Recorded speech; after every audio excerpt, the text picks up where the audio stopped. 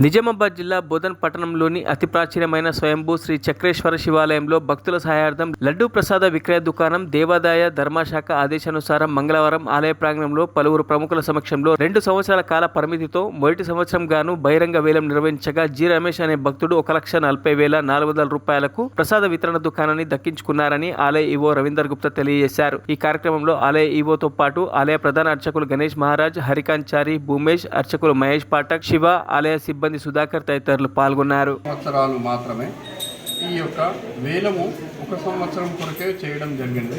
ఇట్టి వేలము గత సంవత్సరము 1,26,000 రూపాయలు పిచ్చిపాటదారులుగా దేవాదాయ శాఖ వారి అనుమతితో అధికారికంగా నిర్ణయించడం జరిగినది.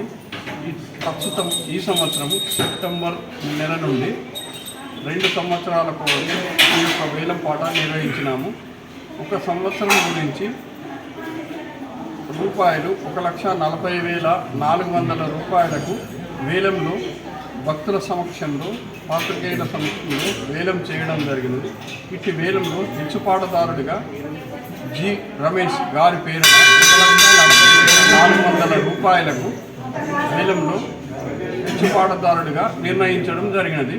కావున ఇట్టి విషయము భక్తుల సమాచార నిమిత్తం తెలియజేస్తున్నాం. మరిన్ని అప్డేట్స్ కోసం మా ఛానల్ని సబ్స్క్రైబ్ చేయండి.